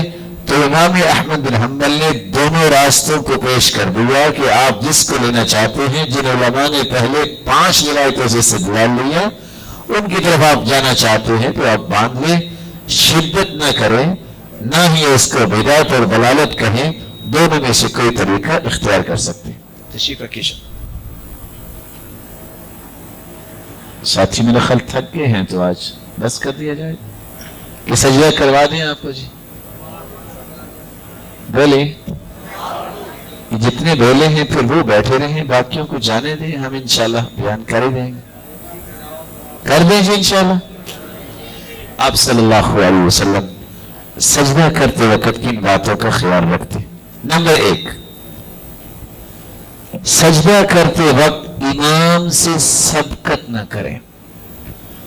آپ نے دیکھا ہوگا اگر کوئی بوڑھا امام ہے یا سکون سے نماز پڑھانے والا ہے، ہر دو مقتدی پہلے سجدے میں پہنچے ہوتے ہیں، امام بعد میں جاتا ہے. تو پہلا کام کیا ہے؟ امام سے سبقت نہ کریں. کیونکہ رسول اللہ صلی اللہ علیہ وآلہ وسلم کا طریقہ کیا تھا؟ صحیح بخاری کی روایت سنیے، حدیث کا نمبر ہے 811. صحابی براء بن عازب رضی اللہ تعالی عنہ روایت کرتے ہیں لم يحن احد منا ظهرا حتى يضع النبي صلى الله عليه وسلم جبهته على الارض. کوئی صحابی اس وقت تک جھکتا ہی نہیں تھا جب تک اللہ کے رسول صلی اللہ علیہ وسلم اپنی پیشانی مبارک زمین پر رکھ نہیں دیتے تھے. پھر سنیے، اس وقت تک کوئی صحابی جھکتا ہی نہیں تھا سجدے کے لیے جب تک اللہ کے رسول صلی اللہ علیہ وسلم اپنی پیشانی مبارک زمین پہ رکھ نہیں دیتے تھے. میرا جی چاہتا ہے کہ ایک پریکٹیکل کروا دیا جائے. قاری صاحب محترم، یہاں کچھ اور ساتھی پیچھے کھڑے ہو جائیے، آپ بھی ذرا پیچھے ساتھیوں کو سکھانے کے لیے کھڑے ہو جائیے. آئیے بیٹا. قاری صاحب محترم آ جائیں.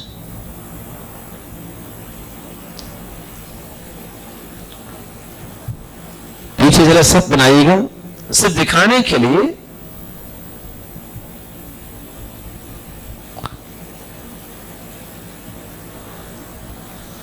اللہ اکبر کہہ کے سجدے میں جانا ہے اور اس وقت تک مقتدی حضرات کو جھکنا نہیں چاہیے جب تک امام سجدے کی حالت میں چلا نہ جائے.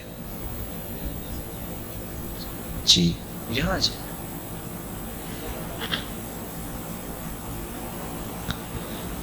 یہ تھوڑی سی جگہ دے دی جائے. اللہ آپ کو سلامت رکھے. بزرگوں سے ذرا گزارش کیجیے. آئیے کر سکتے.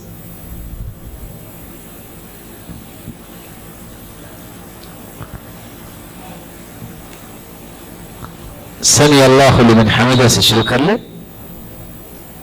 رکوع میں جا کے اٹھیے. سمی اللہ لمن حمدہ. اب آواز سے اللہ اکبر کہہ کے سجدے میں جانا. اب آپ سجدے میں جائیے. صحیح بخاری کی روایتیں یہ بتاتی ہے. آپ سوچ سکتے ہیں کہ اس وقت ہماری کیفیت کیا ہوتی ہے. آپ کو کم از کم جس بات میں گناہ شروع ہو جاتا ہے آپ امام سے پہلے سجدہ نہ کیجیے. نہ امام سے پہلے اٹھیے, نہ امام سے پہلے رکوع کریے. کوئی کام بھی امام سے پہلے نہیں کرنا چاہیے. اس کی سزائیں دو ہیں. اَيَجْعَلَ اللَّهُ صُورَتَهُ صُورَةَ حِمَارٍ. حدیث کہتی ہے وگرنہ تمہارا چہرہ اللہ گدھے کا بنا دے گا. اَيَجْعَلَ اللَّهُ رَأْسَهُ رَأْسَ حِمَارٍ. نہیں تو تمہارا سر اللہ گدھے کا بنا دے گا. جزاکم اللہ خیراً احباب گرامی. تو رسول اللہ صلی اللہ علیہ وسلم جب سجدہ کرتے تو صحابہ اور رسول اللہ صلی اللہ علیہ وسلم کا طریقہ یہ تھا کہ اللہ کے رسول جب تک اپنی پیشانی مبارک سجدے میں نہیں رکھ دیتے اس وقت تک کوئی صحابی جھکتا نہیں تھا. دوسری بات, سجدہ کرتے وقت زمین پر ہاتھوں کو پہلے رکھیے, گھٹنوں کو بعد میں رکھیے. کیسے محترم ایک مرتبہ دکھا دیجیے. اللہ تعالیٰ آپ کو بہت جزائے خیر دے. جب آپ رکوع سے سجدے کی طرف جانے لگے ہیں تو زمین پہ پہلے کیا رکھیں گے؟ ہاتھ رکھیں گے. غور کیجیے گا. دونوں ہاتھ رکھ کے گھٹنے بعد میں. دیکھ رہے ہیں پہلے گھٹنے نہیں ہوں گے, پہلے کیا ہوگا؟ یاد رہے گا. کیوں؟ کیونکہ رسول اللہ صلی اللہ علیہ وسلم کے صحابی بیان کرتے ہیں نافع كان ابن عمر يضع يديه قبل ركبتيه.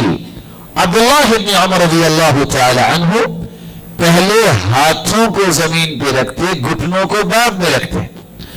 اور ابو ہریرہ رضی اللہ تعالی عنہ روایت کرتے ہیں يعمد احدكم, صحیح الجامع کی روایت ہے 8110, يعمد احدكم فيبرك في صلاته كما يبرك الجمل. يعمد احدكم, تم میں سے کوئی شخص اس طرح کیوں بیٹھتا ہے جس طرح اونٹ بیٹھتا ہے. اور ابو ہریرہ رضی اللہ تعالیٰ عنہ کی روایت سنن النسائی کی ہے 1091, روایت کرتے ہیں اذا سجد احدکم, جب تم میں سے کوئی سجدہ کرے فلیضع یدیہ, اسے پہلے دونوں ہاتھوں کو رکھنا چاہیے قبل رکبتیہ, گھٹنوں سے پہلے, ولا یبرک بروک البعیر, اونٹ کی طرح نہیں بیٹھنا چاہیے. پہلے ہاتھ رکھنے چاہیے, پھر اپنے گھٹنے رکھنے چاہیے زمین پہ, اونٹ کی طرح نہیں بیٹھنا چاہیے. کون بتائے گا اونٹ کیسے بیٹھتا ہے؟ اونٹ دیکھا ہوا ہے؟ سچی بات, اونٹ کیسے بیٹھتا ہے؟ آپ نے غور کیا؟ اللہ آپ کو سلامت رکھے. اونٹ کیسے بیٹھتا ہے؟ پہلے اپنے ہاتھ رکھتا ہے کہ قدم؟ نہیں, لگتا ہے پھر آپ نے اونٹ بیٹھتا دیکھا ہی نہیں ہے. کون بتائے گا کیسے بیٹھتا ہے؟ آپ اس کو سمجھیے کہ صحابی نے یہ بات کیسے بیان کر دی کہ بروک البعیر نہیں ہونا چاہیے, اونٹ کی طرح مت بیٹھے. اگلی روایت سن لیجیے. सुनन नबी दाऊद की रिवायत है सैयदना अबू हुरैरा रज़ियल्लाहु तआला अन्हु से 838 और सहीह अल जामी की रिवायत है 595 इज़ा सजद अहदुकुम जब तुम में से कोई सजदा करे फला यब्रुक कमा यब्रुकुल बईर उस तरह मत बैठो जैसे ऊंट बैठता है वलियदअ यदैहि क़ब्ल रुकबतैहि अपने दोनों घुटनों से पहले जमीन पे दोनों हाथों को लगाइए। और अगली रिवायत भी मुस्नद अहमद की है सैयदना अबू हुरैरा रज़ियल्लाहु तआला अन्हु से इज़ा सजद अहदुकुम फला यब्रुक कमा यब्रुकुल जमल वलियदअ यदैहि थुम्मा रुकबतैहि तुम ऊंट की तरह न बैठो पहले हाथ रखो फिर अपने घुटने जमीन पर रखो। बुरूकुल बईर मैं इस बात की थोड़ी सी वजाहत करना चाहूंगा, कोशिश कीजिए समझने की ऊंट कैसे बैठता है और ये मिसाल क्यों पेश की गई है। बुरूकुल बईर आप लुगत की किताबें उठाएं, आप उलमाए उम्मत की किताबें पढ़ें, आपको यह मिलेगा कि रसूलुल्लाह सल्लल्लाहु अलैहि वसल्लम ने ऊंट की तरह बैठने से मना किया है और 7 घुटनों से पहले हाथों को जमीन पर रखने का हुक्म दिया है। इसकी वजह क्या है? इंसान के घुटने हाथों में होते हैं, बाजुओं में होते हैं कि टांगों में? बोले। इंसान के घुटने जिसको हम कोनी कहेंगे कि घुटना? मुंशी बोलिए। इंसान के बाजू को जो निसफ तकसीम करते हैं इसको क्या कहेंगे? कोनी। और घुटना कहां है? टांगों।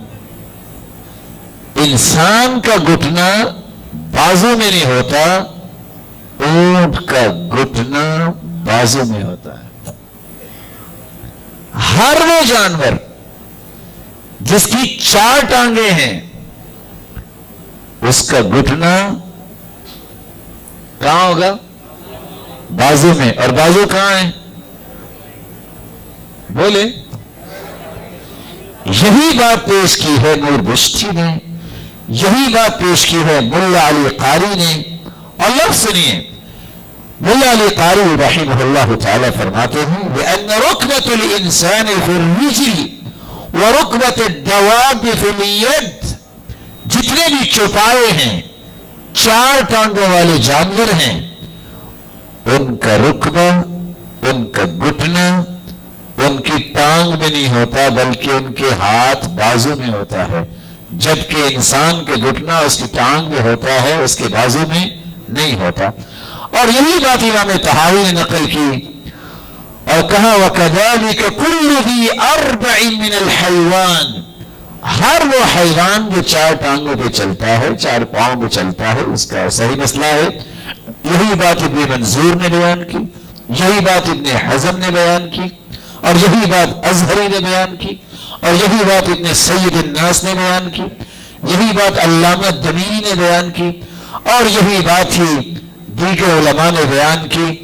दलील क्या है? एक और दलील जो बड़ी आसानी से समझने वाली है, सही बुखारी की रिवायत है 3906 सुराक़ा बिन मालिक अल-जुअशमी रज़ियल्लाहु तआला अन्हु, ये वो सहाबी हैं जिनको जब ये बात पहुंची कौन है मोहम्मद मुस्तफा का सल्लल्लाहु अलैहि वसल्लम सर लेके आए, उसको 100 ऊंट इनाम मिलेगा। वो ऐलान किसने किया था? मक्के के मुश्रिकों ने। और अल्लाह के रसूल हिजरत के लिए जा रहे थे तो घोड़े पे सवार होकर कौन दौड़ के आया था? सुराक़ा बिन मालिक अल-जुअशमी रज़ियल्लाहु तआला अन्हु। सुराक़ा बिन मालिक कहते हैं हत्ता इज़ा समिअतु क़िराअत रसूलिल्लाह व हुवा ला यल्तफ़ित व अबू बकर युक्सिरु अल-इल्तिफ़ात, मैंने घोड़ा दौड़ाया, आज से इनाम लेके छोड़ूंगा, खूब दौड़ाया। लंबी रिवायत है। जब मैंने देखा कि कुछ लोग जा रहे हैं, اللہ کے رسول پڑھتے جا رہے تھے لیکن دائیں بائیں نہیں دیکھ رہے تھے. وابو بکر یکسر الالتفات، دوستی اس کو کہتے ہیں، محبت کا انداز یہ ہے.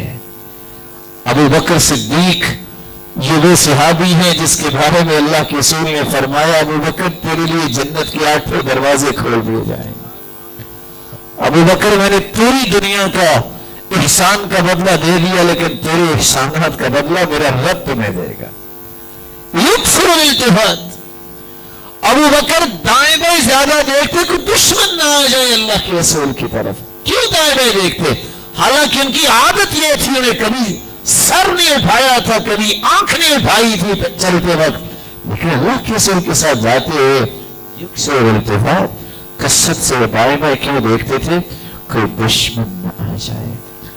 سراقہ خود کہتے ہیں ساخت یدا فرسی، جب میں قریب ہوا تو میرے گھوڑے کے یدا ہاتھ زمین میں دھنس گئے. فی الارض حتی بلغتا الرکبتین، ہاتھ اتنے زمین میں دھنس گئے کہ گھٹنوں تک دھنس گئے. ہاں ہاتھ اور گھٹنوں تک کیا مطلب؟ بات سمجھائی؟ جو چھپایا ہوتا ہے اس کے گھٹنے کہاں ہوتے ہیں؟ ہاتھوں میں. سراقہ خود کہتے ہیں کہ میرے گھوڑے کے ہاتھ جو ہیں وہ اتنے زمین میں دھنس گئے. حتی بلغت الرکبتین فخررت عنها، میں گھوڑے سے گر گیا. یہ وہی ہے سراقہ جو گردن لینے آئے تھے، گردن دے کے چلے گئے. پھر اللہ کے رسول نے معاف کیا، واپس آ گئے، پھر دھنس گئے، آخر اس نے کلمہ پڑھ لیا.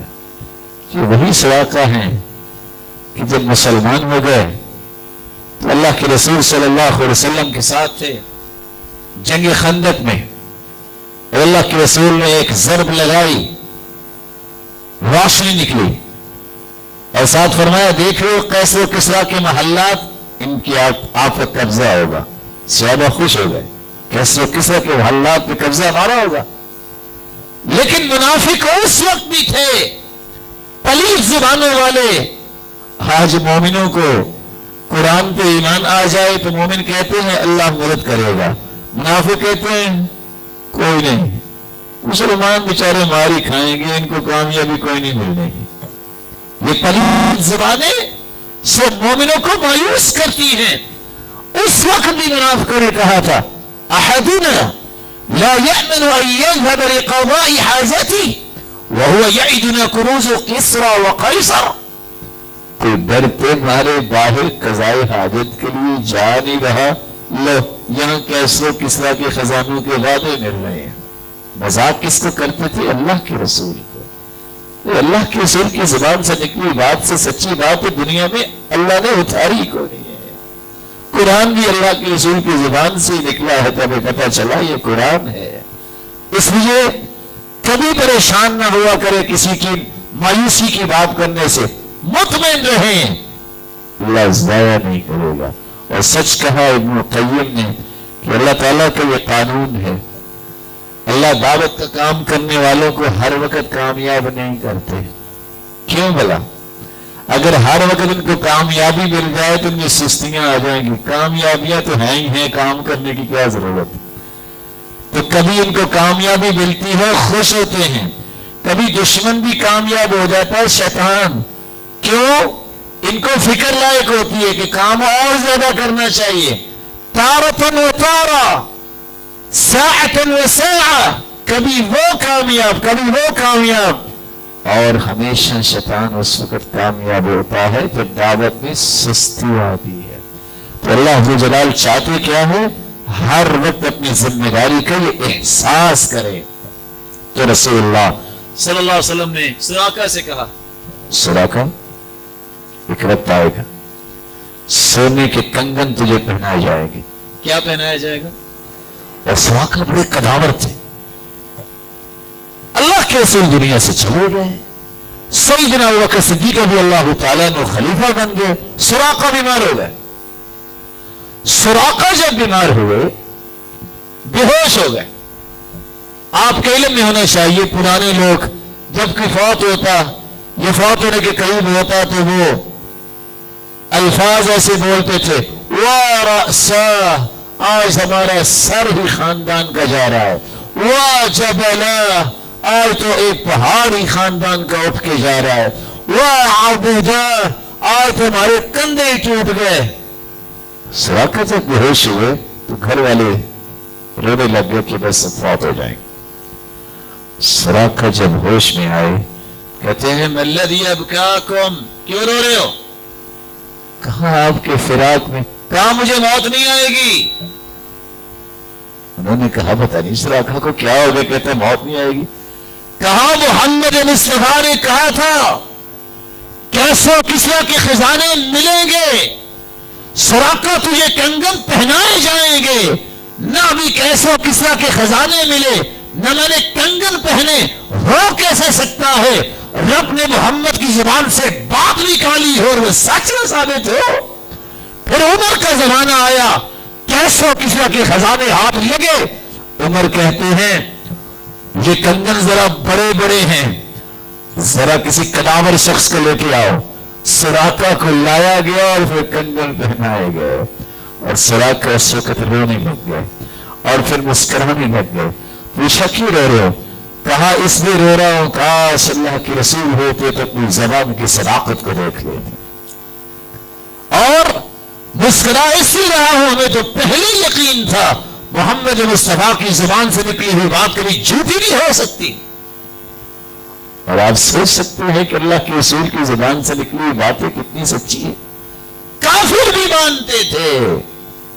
आज मुसलमानों को यकीन खत्म हो गया है। आज मुसलमानों के दिलों में अल्लाह के रसूल की बात की इज्जत खत्म होती जा रही है। आज आपकी नबूवत में कोई डाका डाले, गैरत नहीं आती। सिर्फ जज्बात, सिर्फ ख्वाहिशात, सिर्फ अपनी जाहिलाना रविश, किसी को परवाह नहीं अब रही कि मोहम्मद मुस्तफा की नबूवत में कोई डाका मारता है, कोई आपकी खातिमुल अंबिया की सिफ्त को खत्म करना चाहता है। परवाह खत्म हो गई है। अल्लाह के रसूल सल्लल्लाहु अलैहि वसल्लम की अज़मत जब मुसलमानों के दिलों से निकलेगी तो जिल्लत भी उस वक्त ही आती है। इसलिए अल्लाह के रसूल ने फरमाया था, जो ज़ुल्लु वस्सग़ारु अला मन खालफ़ अम्री, जिल्लत रुसवाई मार दी गई है उस पर जिसने मेरी नाफरमानी की है। अल्लाह हमें अपने रसूल की नाफरमानी से महफूज फरमाए। अल्लाह के रसूल सल्लल्लाहु अलैहि वसल्लम ने खालिद बिन वलीद से कह दिया था कि जाओ तुम फलां शख्स जो है तुम उसको कत्ल करोगे, वो शिकार खेल रहा होगा। क्या कर रहा होगा? शिकार खेल रहा होगा। बाज़ किस्से इंसान का ईमान इतना ताजा करते हैं। सहाबी गया, जाके मुहासरा कर लिया, किले के अंदर हुआ था। सोचिए लोग कि शिकार करता हुआ कैसे अब उनको पकड़ेंगे, वो तो किले में बैठा हुआ। हुआ ये बाहर निकलेगा तो मारेंगे ना, वो तो किले में बंद है। अल्लाह ने बेटा दिया, इस खुशी में वो शिकार के लिए निकलना चाह रहा था। बाहर मुहासरा था। सहाबा किराम को बाहर निकले कैसे? मैं अपने रब के फैसलों पे कुर्बान जाऊं। अल्लाह ने नील गाय को हुक्म दिया, जंगल से भागो और किले के दरवाजे तक पहुंचो। कभी नील गाय आई है? दौड़ती हुई नील गाय पहुंची, घोड़े पे वो बैठा और नील गाय का शिकार करने के लिए बाहर निकला ही था कि सहाबी ने उसको दबोच लिया। अल्लाह के रसूल ने जो बोला था सच साबित करने के लिए जंगल से नील गाय को हुक्म रब ने दिया, वो दौड़ के आई। ये शिकार खेलने नहीं गया। मान जाओ मुसलमानों, मोहम्मद मुस्तफा से सच्चा इंसान दुनिया में है ही कोई नहीं। उसकी नबूवत, सदाकत, जो उसने कह दिया उसको ही मानना होगा, जो उसने कर दिया उसको ही कबूल करना होगा, उसी के ही तरीके का इख्तियार करना होगा। अल्लाह हमें तौफीक से नवाजे। तीसरा काम जो सजदा करते वक्त आपको करना है, 7 हड्डियों पे सजदा करते हैं। कितनी हड्डियों पे? बोले नहीं। अगर मैं अभी आपसे पूछ लूं तो आप फिर परेशान हो जाएंगे। नमाज में कुरान पकड़ा होता है ना, कुरान पकड़ा है उससे सजदा कर रहे हैं, सजदा नहीं होता ऐसे। हदीस के अल्फाज सुनिए, अब्दुल्लाह बिन अब्बास रज़ियल्लाहु तआला अन्हु से रिवायत है, सही बुखारी की रिवायत है 812, सही मुस्लिम की रिवायत है 1098। रसूलुल्लाह सल्लल्लाहु अलैहि वसल्लम ने फरमाया, उमिरतु अन अस्जुद अला सबअति अअज़म, मुझे हुक्म दिया गया है कि मैं 7 हड्डियों पे सजदा करूं। अलल जबहा, पेशानी, व अशार बियदिही इला अनफिही, आपने पेशानी का नाम लेके अपने नाक मुबारक और पेशानी दोनों का इशारा किया। वल यदाई, 2 हाथ, वर रुकबतई, 2 घुटने, व अतराफल कदमई, और दोनों पांव की उंगलियां। 7 हड्डियां कैसे बनेगी? 2 हाथ जमीन पे रखे, 2 घुटने 4, दोनों पांव की उंगलियां कितने हो गए? 6, और जबहा पेशानी और उसके साथ। कुछ लोग सजदा करते से नोज लगाते हैं, पेशानी में लगाते हैं, सजदा नहीं होगा। कुछ लोग सारा वजन डालते हैं पेशानी पे ही, चांद बने लोग कहे बड़ा तहज्जुद गुजार है। ये निशानी किसी तहज्जुद गुजार की नहीं है। किसी से आदमी ने ये निशानी बनाने के लिए जमीन पे अपना माथा नहीं रगड़ा। दोनों चीजें जब हाथ बंद होगा मेरे प्यारे भाई, कुरान हाथ में है और आप सजदा कर रहे हैं, तो आपने मोहम्मद मुस्तफा के तरीके के मुताबिक सजदा नहीं किया। आप बड़े ही इख्तिराम से कुरान रखें ऊंची जगह पे, फिर बड़े ही सुकून से तसल्ली से सजदा करें, और उठ के बाद में दोबारा कुरान पकड़ के पढ़ना शुरू कर दें। 30 सेकंड की वजह से अपना सजदा खराब कर लें और कुरान की भी बेहरमती हो, ये ठीक है? 30 सेकंड। तो तीसरा काम आपको करना है, 7 हड्डियों पे आपको सजदा करना है। रसूलुल्लाह सल्लल्लाहु अलैहि वसल्लम ने चौथा काम ये बयान किया है, इज़ा सजदता फदअ कफ़ैका वरफ़अ मिरफ़क़ैका। सही मुस्लिम की रिवायत है 494, हदीस का नंबर है। मेरे सहाबी, जब तुम सजदा करो, ये बर्रा इब्न आज़िब रज़ियल्लाहु तआला अन्हु से रिवायत है, जब तुम सजदा करो तो अपनी हथेलियों को जमीन पे रखो। किसको रखो? आज अगर मिट्टी हो तो लोग सजदा कैसे करते हैं? उंगलियां रखते हैं, हथेलियां नहीं रखते कि इससे मिट्टी लग जाएगी। फदअ कफ़ैक वरफ़अ मिरफ़क़ैक, अपनी कोनियों को, सिर्फ हथेलियां रखनी है, कोनियां जमीन पे नहीं, कोनियों को उठा के रखें। मैं गुजारिश करूंगा मशाइख से, जरा एक मिनट, अगर इसके ऊपर हो जाए सजदा दूर से नजर भी आ जाएगी, कोई हर्ज नहीं, कोशिश करें। आपके पास भी एक है,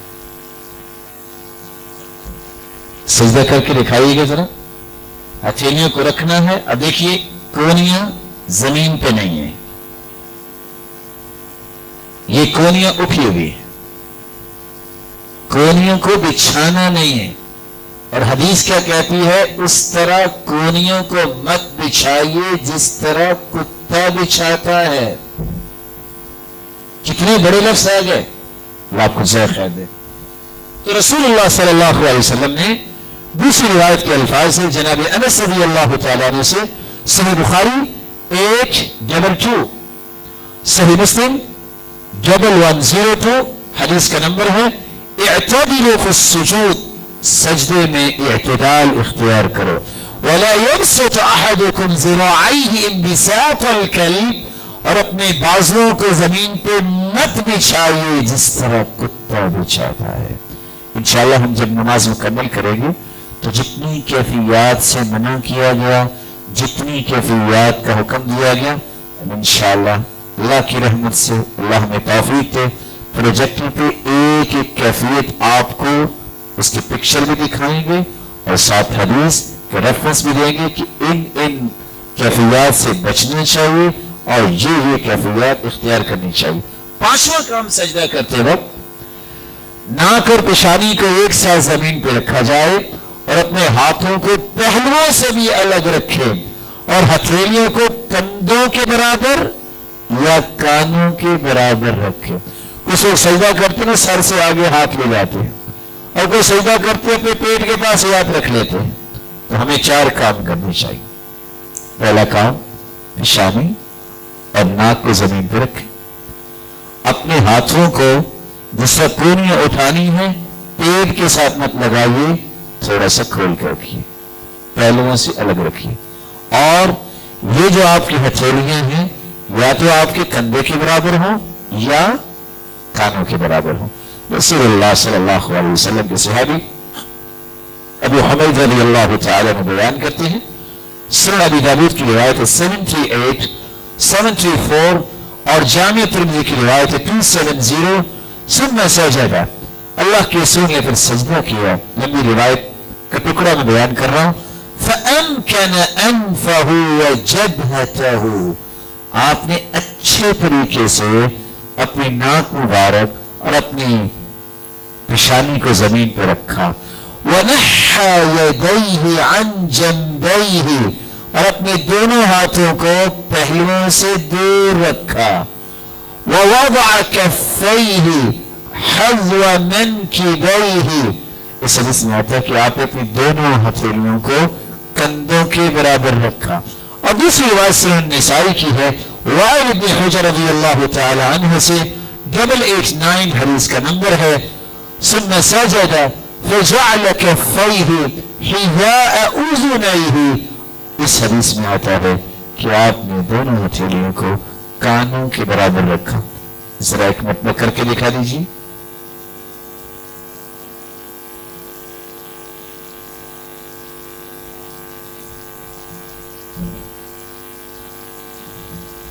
अल्लाह ताला आपको इसका बहुत अजर दे। अपने हाथों को या तो कंधों के बराबर या कानों के बराबर और हथेलियों को जमीन पे रखा जाए और अपने बाजुओं को पहलुओं के साथ में लगाएं, थोड़ा सा अलग कीजिए और कोहनी को भी उठाकर सही सजदा एक मरतबा करके दिखा दीजिए। और मैं छठी बात का भी इजाफा कर दूं, हाथों को भी खोल के रखना है। कैसे खोल के रखा जाए? कान नबी सल्लल्लाहु अलैहि वसल्लम इज़ा सजदा, जब आप सजदा करते, लौ शाअत बहमतुन अन तमर्र बैन यदैहि लमर्रत, अगर कोई बकरी का बच्चा गुजरना चाहता तो गुजर सकता था। सही मुस्लिम की रिवायत है 1107, सुनन अबी दाऊद की रिवायत है 898। तो ये था सजदे का तरीका जो रसूलुल्लाह सल्लल्लाहु अलैहि वसल्लम से मिलता है। यहां सिर्फ एक और बात बाकी रह गई है कि आपने अपने पांव को सजदे की हालत में कैसे रखना है। आपकी उंगलियां किबला रुख होनी चाहिए। किस तरफ होनी चाहिए? किबला रुख होनी चाहिए। सैयदा आयशा कहती है, मैंने अल्लाह के रसूल को एक रात बिस्तर पर ना पाया। ये रिवायत सहीह जामी की भी है और जामी तिर्मिज़ी की भी है। मैंने कहा कि आप किसी बीवी के पास गए होंगे। मैंने देखा और जब उठी तो मेरा हाथ आपके कदमों पर लगा। वो दोनों हाथ खड़े, दोनों पांव खड़े थे और आप सल्लल्लाहु अलैहि वसल्लम ने सजदा किया हुआ था और आप ये कह रहे थे, सुब्हानक व बिहम्दिक ला इलाहा इल्ला अंत अल्लाहुम्मा इन्नी अऊज़ु बिरिज़ाक मिन सख़तिक व बिमुआफ़ातिक मिन उक़ूबतिक वअऊज़ु बिका मिनका ला उहसी सनाअन अलैका अन्त कमा असनैत अला नफ्सिक रब्बी इग़फ़िर ली मा असररतु व मा अअलनतु फ़क़ुल्तु बिअबी अन्त व उम्मी इन्नी लफ़ी शअनिन व इन्नका लफ़ी आख़र। मैंने कहा मेरे माँ बाप कुर्बान हो जाए अल्लाह के पैगंबर, मैं कुछ सोच रही थी आप अल्लाह की इबादत कर रहे हैं। तो सईदा आयशा फरमाती है कि जब मेरा हाथ लगा तो आपके पांव खड़े थे, तो आपके पांव के तलवे पे मेरा हाथ लगा। तो सजदे की हालत में दोनों पांव को खड़ा कीजिए मिलाकर और उंगलियों को आप किबला रख कीजिए। अल्लाह अज़्ज़ व जलाल हमें इसी तरह ही नमाज पढ़ने की तौफीक अता फरमाए। लफ्ज ये हैं वस्तक़बला बिअतराफ़ि असाबि'i रिजलैहिल क़िबला व फ़तह असाबि'a रिजलैहि, अपने पांव की उंगलियों को किबला रुख किया करते थे और उंगलियों को खोल के रखते थे। ये था वह तरीका जो रसूलुल्लाह सल्लल्लाहु अलैहि वसल्लम के सजदे का तरीका था। वही दुआएं तो मैं दुआएं सिर्फ दोहरा देता हूं ताकि वो मुकम्मल हो जाए। सजदे की बाद सबसे पहली सजदे की दुआ है सुब्हान रब्बियल आला। कौन सी दुआ है? ये रिवायत सही मुस्लिम की है 1811 और इब्न माजा की है 888। दूसरी दुआ है रसूलुल्लाह सल्लल्लाहु अलैहि वसल्लम जो किया करते थे सुब्हानक अल्लाहुम्मा रब्बना व बिहम्दिका अल्लाहुम्मा इग़फ़िरली। दोहरा लीजिए सुब्हानक अल्लाहुम्मा रब्बना व बिहम्दिका अल्लाहुम्मा इग़फ़िरली। सही बुखारी 794817, सही मुस्लिम 1085। तीसरी दुआ जो रसूलुल्लाह सल्लल्लाहु अलैहि वसल्लम कसरत से पढ़ते थे सही मुस्लिम में है 1091, हदीस का नंबर है सुब्बूहुन कुद्दूसन रब्बुल मलाइकति वर्रूह। दोहराइए सुब्बूहुन कुद्दूसन रब्बुल मलाइकति वर्रूह। चौथी दुआ जो सुनन अबी दाऊद की रिवायत है 873, सुनन नसाई में है 1049। रसूलुल्लाह सल्लल्लाहु अलैहि वसल्लम ये दुआ किया करते थे सुब्हान ज़िल जबरूती वल मलकूती वल किब्रियाई वल अज़मा। दोहराइए सुब्हान ज़िल जबरूती वल मलकूती वल किब्रियाई वल अज़मा। पांचवी दुआ सही मुस्लिम की रिवायत है 1084।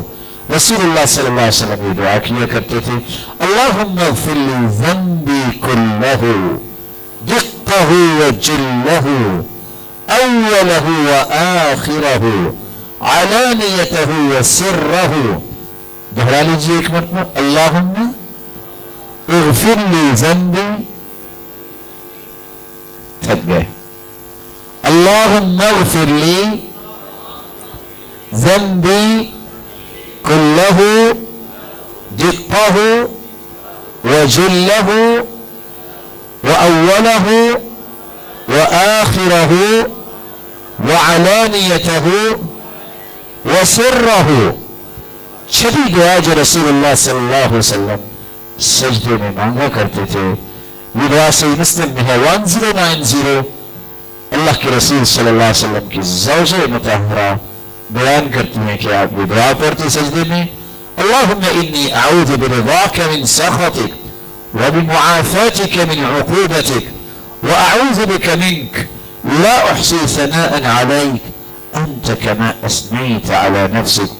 सातवीं दुआ जो आप सजदे में कर सकते हैं जो रसूलुल्लाह सल्लल्लाहु अलैहि वसल्लम किया करते 1809, हदीस का नंबर है सही मुस्लिम में। सैयदना अली रज़ियल्लाहु तआला अन्हु से रिवायत की रावी हैं अल्लाह के रसूल सल्लल्लाहु अलैहि वसल्लम ने ये दुआ सिखाई अल्लाहुम्मा लका सजदतु व बिका आमनतु व लका अस्लमतु सजद वजहिय लिल्लज़ी खलक़हु व सव्वरहु व शक़्क़ समअहु व बसरहु तबारकल्लाहु अहसनुल खालिक़ीन। रसूलुल्लाह सल्लल्लाहु अलैहि वसल्लम ने ये 7 दुआएं उम्मत के लिए छोड़ी हैं। रुकू और सजदे में कुरान नहीं पढ़ना चाहिए क्योंकि सही मुस्लिम की रिवायत है 1074। اللہ کے رسول نے فرمایا الا وانی نہیت ان اقرأ القرآن راکعا او ساجدا، مجھے منع کیا گیا ہے کہ میں رکوع اور سجدے میں قرآن پڑھوں، لیکن یہ بات ان لوگوں کے لیے زیادہ ضروری ہے جو تراویح پڑھاتے ہیں، جو حافظ قرآن ہیں، جب رکوع بھول جائے تو وہ رکوع میں یاد کرتے ہیں، ایسا ہی ہے نا؟ یا سجدہ لمبا ہوگا لوگ کہتے ہیں کیا قوال کا سجدہ ہے، اتنا نہیں بتا بیچارہ رکوع بھول رہا ہے مل نہیں رہا ہے، اٹھ کے پڑھنا اس نے جائز نہیں ہے۔ رکوع اور سجدے میں قرآن نہیں پڑھنا چاہیے۔ اور آپ کو میں ایک تحفہ پیش کر دیتا ہوں، اگر غلطی آ جائے گی پھر کیا ہوگا؟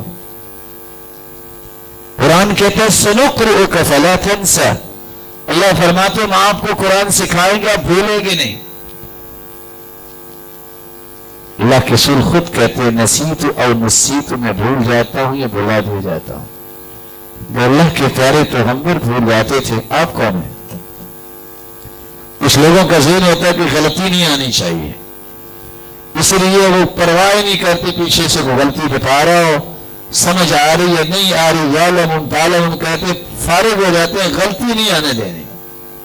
غلط ہے، امانت ہے، سلی سے پڑھو، آیت رہ گئی اس کو دہراؤ۔ صحابہ آخری رات جو آیتیں رہ جاتی تھی ان کو پورا کرتے تھے، وَكَانَ يَسْتَدْرِكُونَ فِي آخِرِ رَكْعَةٍ، بس اوقات آخری رکعت میں ہی وہ جو رہ جاتی آیتیں پوری کرتے، یہ محنت ہے۔ اور اگر بھول جائے گا تو کوئی بتا دے گا، کیا پریشانی؟ قرآن معجزہ ہے، مَن دَخَلَ فِي الْقُرْآنِ أَعْجَزَهُ، جو قرآن میں داخل ہوتا ہے عاجز ہو کے باہر نکل کر قرآن پہ غلبہ نہیں پا سکتا۔ ہم نے کیسے ایسے لوگ دیکھے ہیں وہ کہتے ہیں مجھے غلطی نہیں آتی۔ ایک صاحب کو بہت قرآن یاد تھا، اس نے کہا مجھے غلطی نہیں آئی، 29 دن تراویح پڑھائی اور قل هو اللہ تک چھوڑ دیا 28 دن کے بعد، کہتے ہیں کل آخری کل پڑھیں گے فارغ ہو جائیں گے، کوئی غلطی نہیں آئی بقول اس کے۔ اللہ جانے کو سامنے بھی کھڑا تھا کہ نہیں، کیونکہ کچھ لوگ یہ بھی کرتے ہیں سامنے کی ضرورت نہیں ہے۔ اللہ کے رسول نے صحابہ سے کہا تھا کہ تم بتا دیا کرو بھول جائے تو۔ اب آخری دن ہوتا یہ ہے، اس وقت بھی ہوا، یہ لاہور کا واقعہ ہے، 2 رکعتیں کسی نے پڑھائی، 2 رکعتیں کسی نے پڑھائی، 2 کسی نے پڑھائی، اللہ سب کی قبول کرے۔ جب آخری 2 رکعتیں امام محترم نے پڑھانی تھی جن کو کوئی غلطی نہیں آئی قل اللہ تب، تو کیا کہتا ہے قل هو اللہ احد لم یلد ولم یولد، ایک مرتبہ 3 مرتبہ کھڑا ہو گئے۔ قرآن کو آپ عاجز نہیں کر سکتے، قرآن معجزہ ہے۔ میں آپ سے گزارش کروں گا کہ رکوع اور سجدے میں مت پڑھیے، تو اتنا ہی آپ کو غلطی سے ڈر لگتا ہے تو پہلے یاد کر کے کھڑے ہو جائیے۔ اس کا وقت رکوع سجدہ کرو نا، اس کا وقت ہے سارا دن پڑھو، 10 مرتبہ دہراؤ، 15 مرتبہ دہراؤ، منزل یاد ہو نہ ہو 15 قرآن تو ختم ہو جائیں گے، 10 قرآن تو ختم ہو جائیں گے۔ یا اس بات کا بھی جواب آ گیا، کچھ لوگ کہتے ہیں سجدے میں کوئی اور دعا مانگ لیں، یہ 7 یاد ہوگی ہے کوئی اور مانگنی ہے، جو اللہ کے رسول نے سکھائی ہے وہ کریں۔ اگر آپ نے پنجابی اردو میں دعا مانگنی ہے نماز سے فارغ ہو جائیے، آپ سجدہ اکیلا سجدہ کیجیے، جو زبان میں مرضی مانگے، جو مرضی مانگے، اجازت ہے۔ عبداللہ بن مبارک رحمۃ اللہ علیہ مغرب سے سجدہ کیا، نماز پڑھنے کے بعد کب تک سجدہ کیا، کیا دعائیں کر رہے ہوں گے، یہاں تک کہ عشاء کی اذان ہو گئی۔ تو آپ اس طرح سجدہ کر کے جو بھی چاہیں دعا مانگ سکتے ہیں۔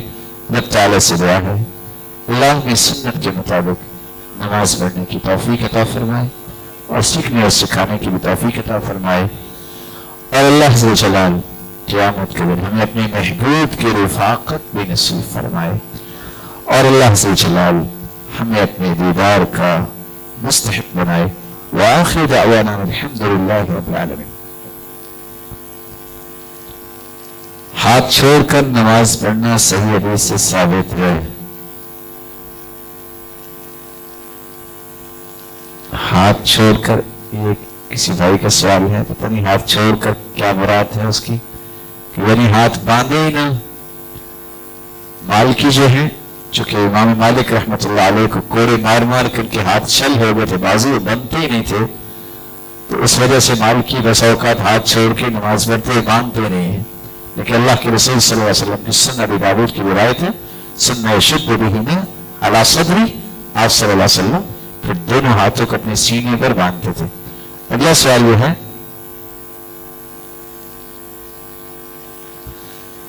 جمعے کے دن کچھ لوگ جب سنتیں پڑھ رہے ہوتے ہیں تو بعض ساتھی کہتے ہیں یہ وقت زوال کا ہے، لوگ نماز پڑھ رہے ہیں۔ زوال کا وقت جو ہے وہ آپ جانتے ہیں کس وقت ہوتا ہے، لیکن جمعے کی سنت یہ ہے کہ جو بھی شخص آئے 2 رکعتیں پڑھ کے بیٹھے۔ سلیک الغطفانی رضی اللہ تعالی عنہ جب مسجد میں آئے تھے، اللہ کے رسول جمعہ پڑھا رہے تھے، وہ بیٹھ گئے۔ آپ نے فرمایا ارکعت رکعتین، کیا آپ نے 2 رکعتیں پڑھی؟ قال لا، نہیں۔ فرمایا قم فرکع رکعتین، اٹھو 2 رکعتیں پڑھو، ولیتجاوز فیہما، اور ہلکی پھلکی پڑھ لو۔